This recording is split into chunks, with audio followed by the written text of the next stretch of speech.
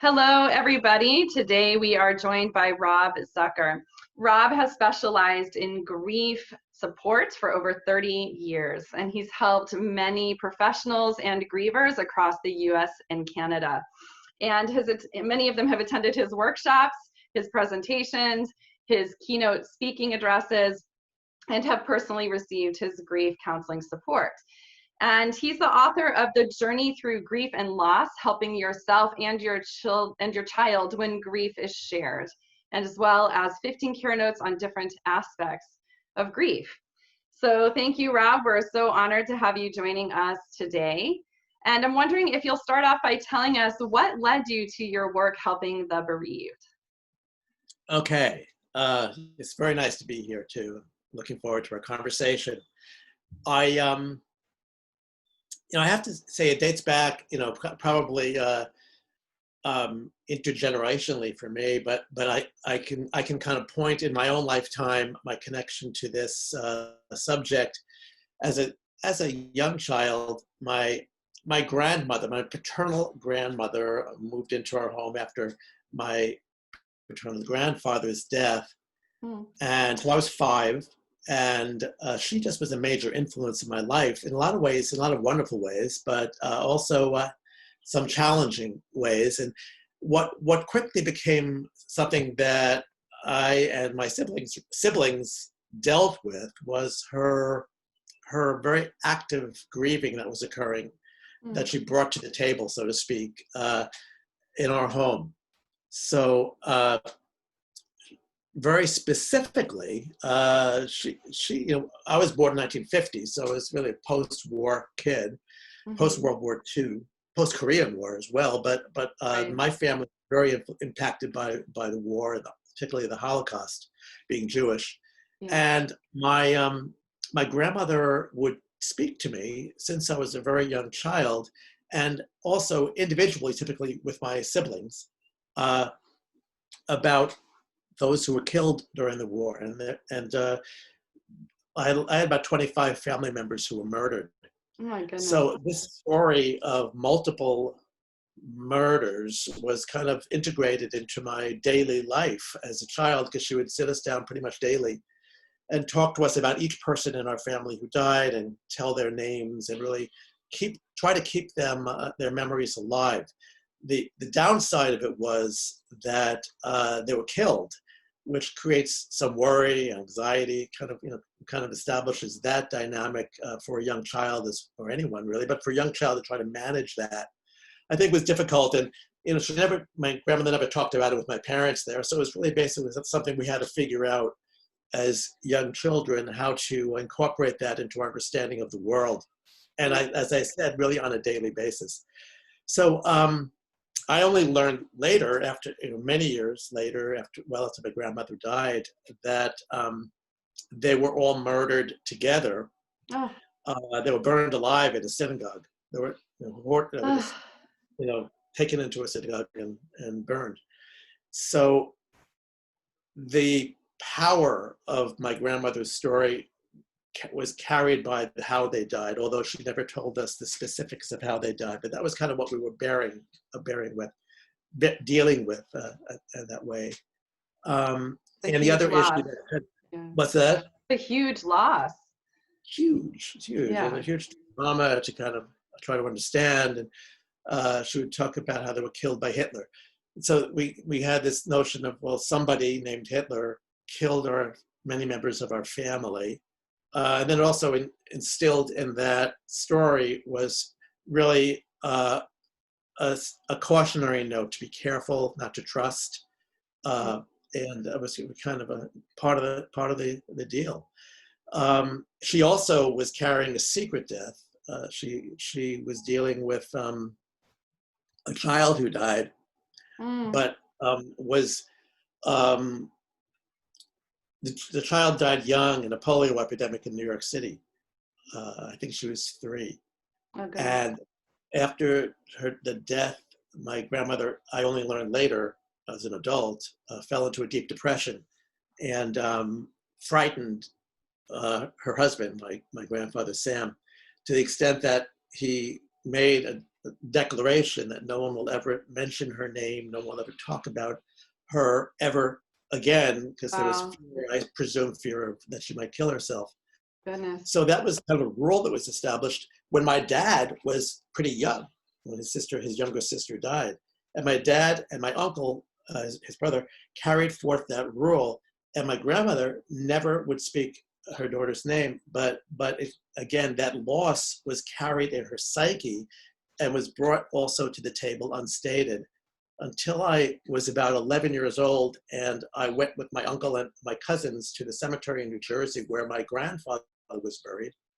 And I saw my grandmother walk by her husband's grave and fall down on a small gravestone, which I only learned then was her daughter who had died Mm. as a child's grave. And still no one would talk about it. Even there, she was just alone at the stone many years, of course, after her daughter's death, and weeping uncontrollably. Everyone ignored her. I kind of crept up to look and see what was going on, but the message was pretty clear: don't ask. So when it was time to leave after they did gardening and such around my grandfather's grave, ignoring the grave of Pauline, the Mm. child, my uncle went to pick her up literally from the stone, but she was still just draped over the child's grave, picked her up limp and kind of stuffed her into the car seat in the back beside me. And everyone just went off and dropped us off home. And that's how I learned that there was this secret that was carried in my family. My dad wouldn't talk to me about it.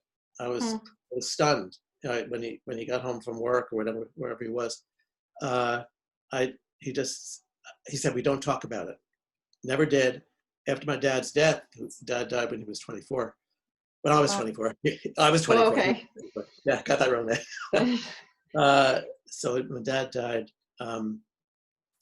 I went to my uncle, his brother, and he did tell me some details about his sister's death. He broke the silence, which Good. was good, I think, for him. And he was one of the last, he was the only survivor, in that family unit.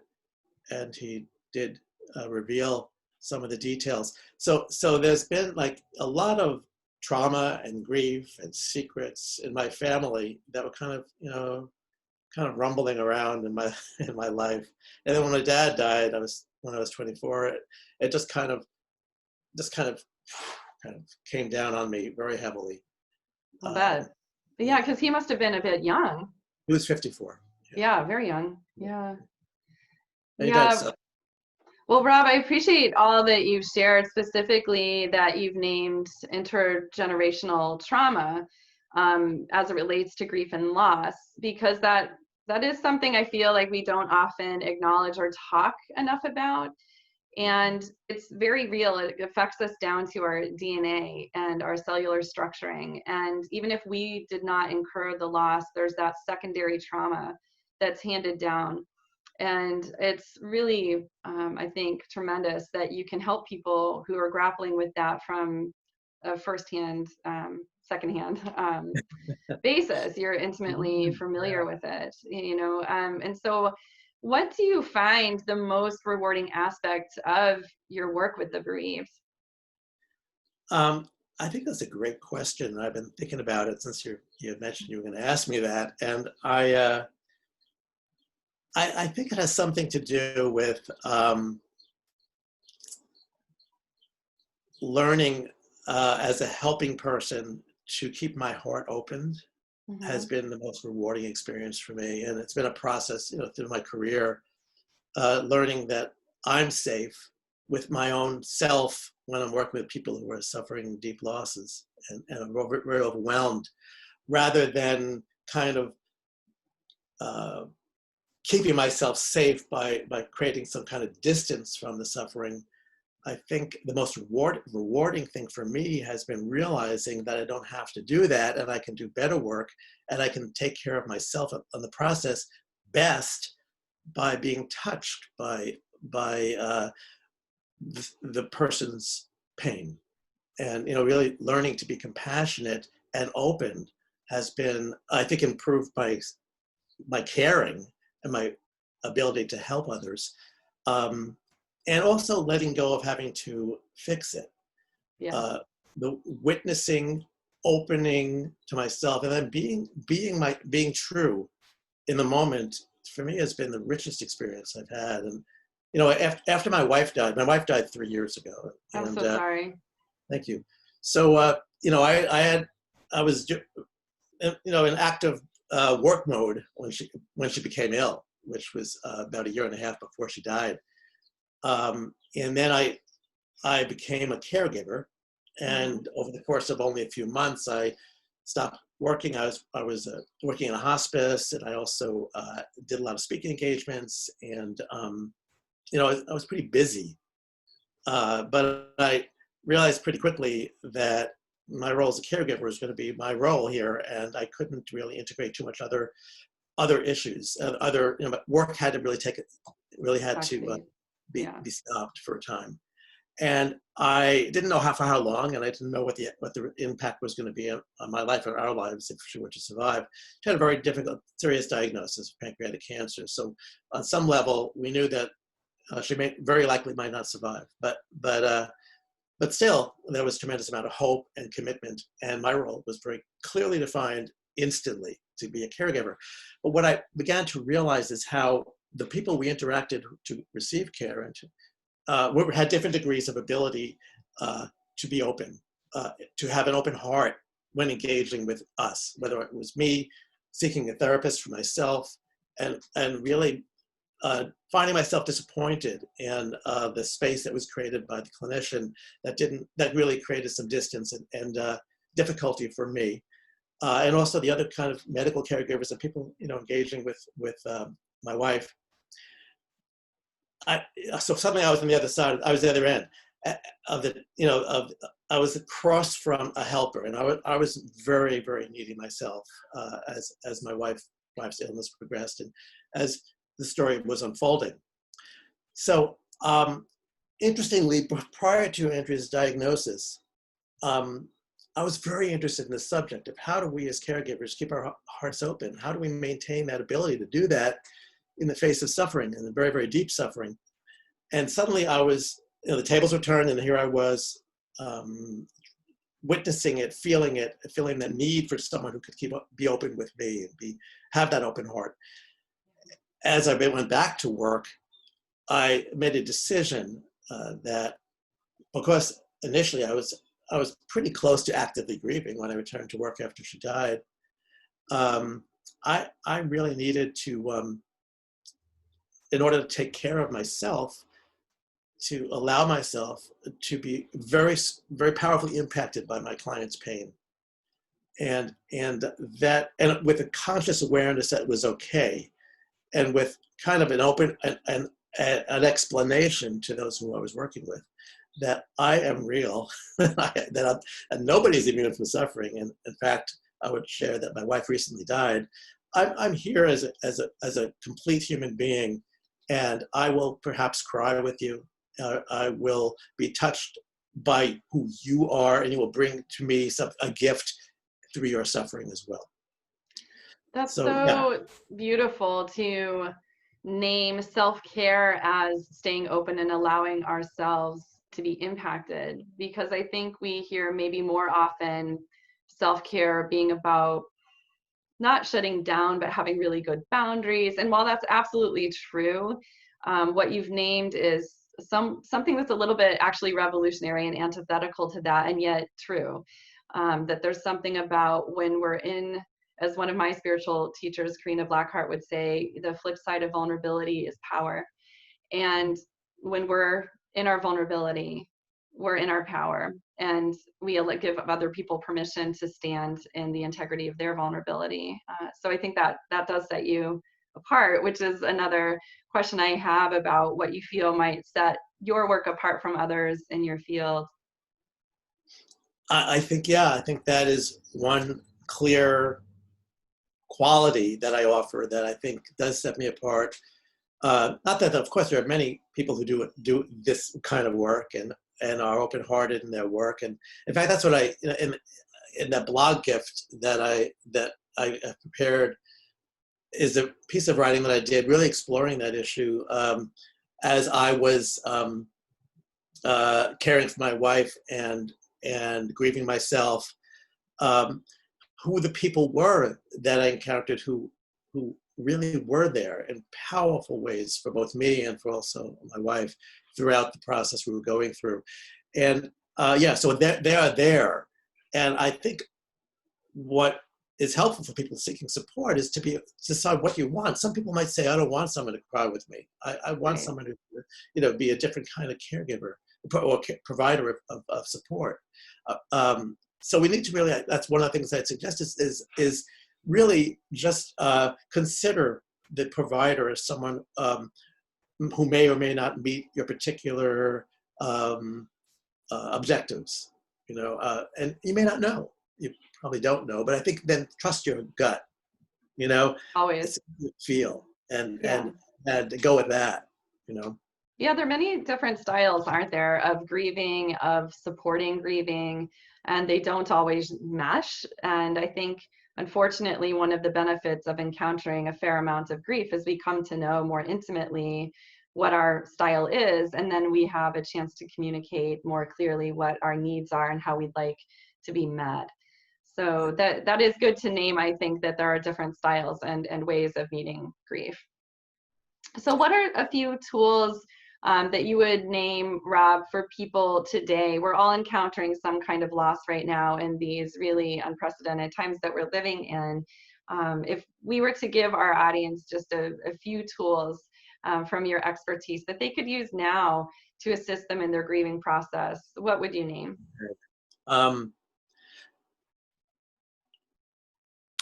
One comes to mind right away.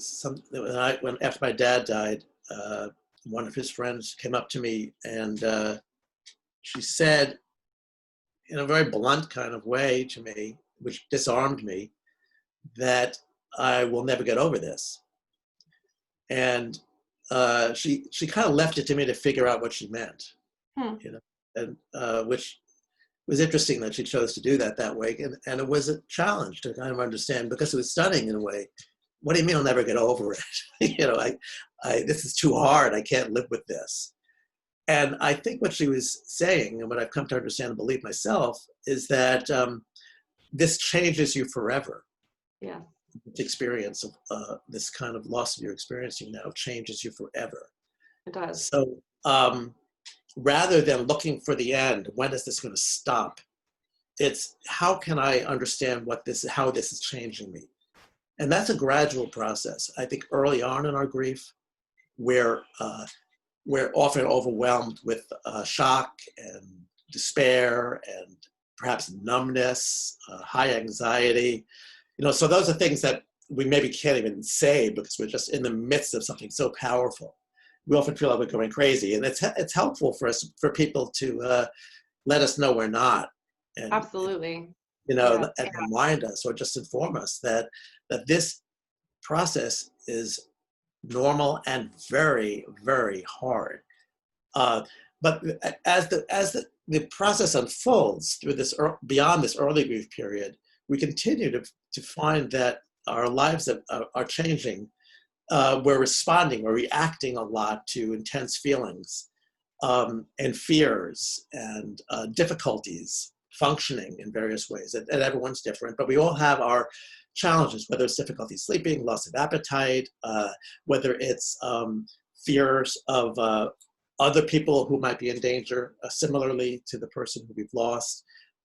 Endless possibilities of high anxiety that can sustain in various ways for us as we grieve.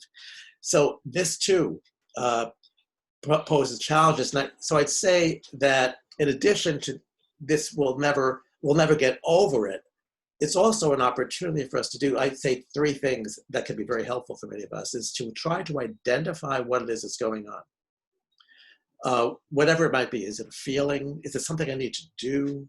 Is it something I want to say out loud? Whatever it might be. So identify. The third is express it in some way. And the expression is going to be, could be a whole range of things. It could be dancing. It could be going for a walk in nature. It could be writing in a journal. It could be singing. It could be, if you're someone who creates, you could be creating in all sorts of ways. Interestingly, for me, for most of my life, I was someone who played music and done theater and various things. I was disabled around that. I couldn't play music at the beginning. Actually, now I should be able to kind of find my creative voice. So some things might be stifled in your process, but find ways of expressing. There may be new ways for you. Identifying, expressing. And the third is, I always say, and perhaps sharing it. Some people would find benefit and would be really helped by revealing what they've created, what they've done, what they've journaled, or sharing what you're identifying, what's going on inside you, what you've been doing as a result. So that sharing for many is helpful. For many, it's also not helpful. So I don't want to impose on anyone the obligation of revealing and sharing, but considering it is valuable and seeing how that sits with you. And is there someone in particular who's the person you will share it with? Not maybe on Facebook, but maybe in some other format, or maybe on Facebook. So we do it a whole different kinds, various ways that we do it. But identifying, expressing, and sharing often can help us help our process unfold, because we don't want to get stuck, in one mode or one reactive mode.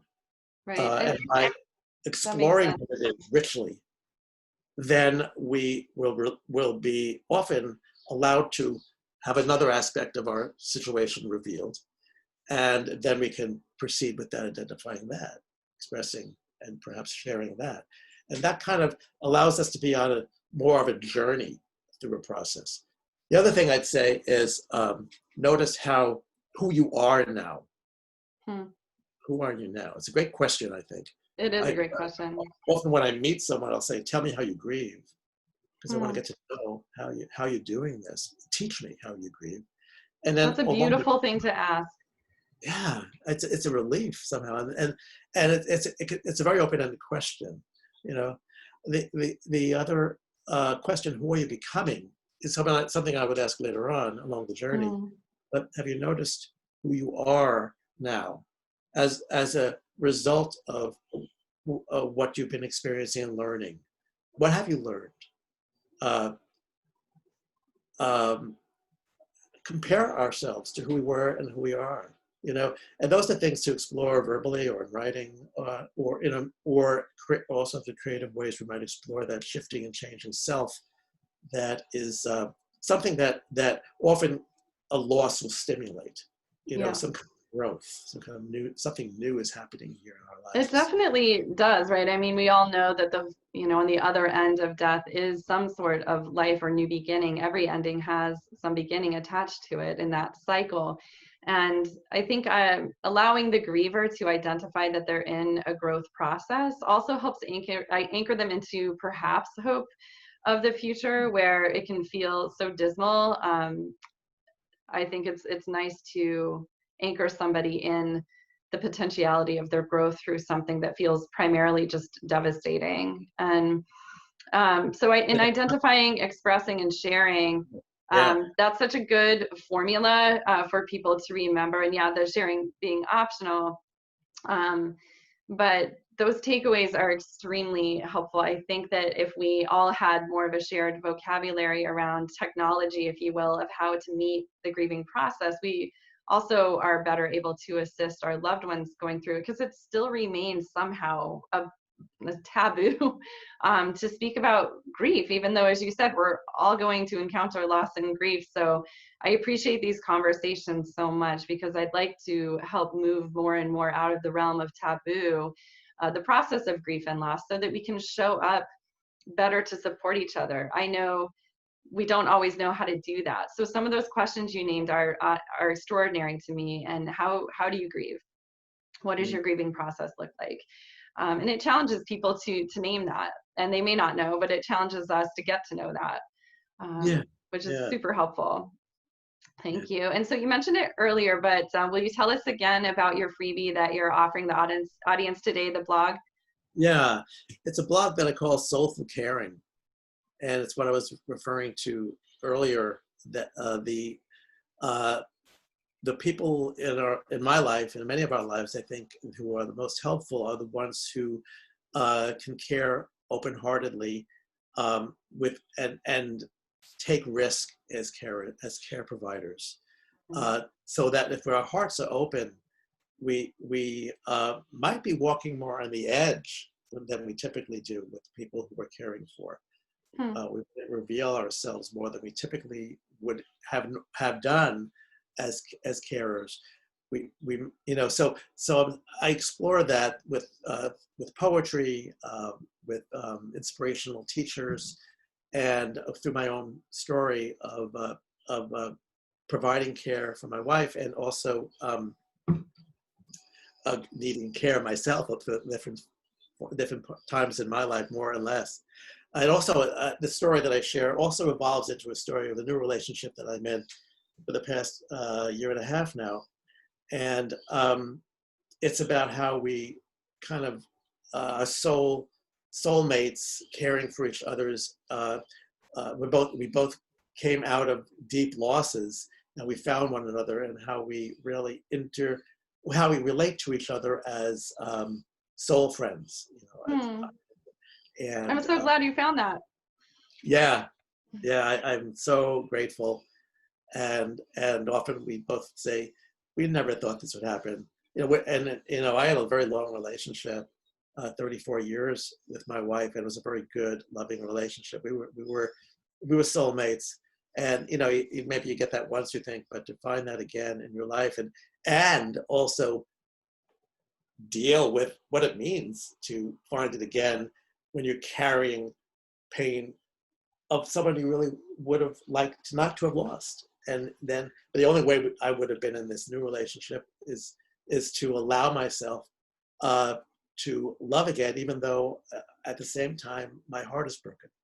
Yeah. Did you ever get the feeling that Andrea, I don't know, blessed that union, or approved of it, or led you to find one another? Did you feel her hand in that at all? I didn't feel her hand in leading us to find one another. I haven't touched that in my awareness, but I do believe that she celebrates this relationship. I believe that my new partner, Teresa's partner who died, Rick, and Andrea are both very much integrated into our relationship. So they're both very present now, and it's been a fascinating, sometimes very difficult process, but one that's rich and rewarding. Yeah, So it's that it can only be rich when you both share that similar wound, I think. Mm-hmm. Yeah, of being widowed. Yeah. That's so beautiful. So Rob, tell our audience, for those who would like to dive a little bit deeper with you to learn more about your work, how do they go about doing that? Okay. Well, if you want to read more about me, you can go to my website, and that'll give you a lot of things to look at and get a sense of more of a sense of who I am. And that is Robert Zucker, RobertZucker.com. So that's my website. You can also call me, and my number is 413-695-4572. If you go to my website, you can leave me a message, and you can leave me your number, and I'll call you. Whatever feels best. I'm happy to hear from you and anyone who is intrigued and looking for support, or also whether they want me to do some kind of remote talk, which is always something I love doing. Yes. Have you done a lot of virtual work with people during this time? That's something you're able to do with one-on-one? Yeah, that's what I do now. So I haven't had any direct in-the-room connections with people. It's always been this way, remotely. And it's a whole different way of connecting. And it's been a learning process, and acclimating to it. For some, it's easier than others. Yes, it's so true. Yeah, it's not my preferred way, but actually I'm learning to understand that it's okay. It's a valid way of working. Yeah, it can be a very valuable way of working. Well, I'm so grateful for your time today, for your expertise. I'm so appreciative of the work you're doing in the world, and for the number of years that you've been doing it and really devoted to it. It's a tremendous legacy. that you are creating and impacting so many people's lives. And I have one final question for you in my niggling little brain. I wondered, did you ever get a chance to speak to your grandmother about those losses during the Holocaust? I understand that your father was silent, your uncle broke the silence, but did you ever have the Yeah, opportunity to speak directly with her?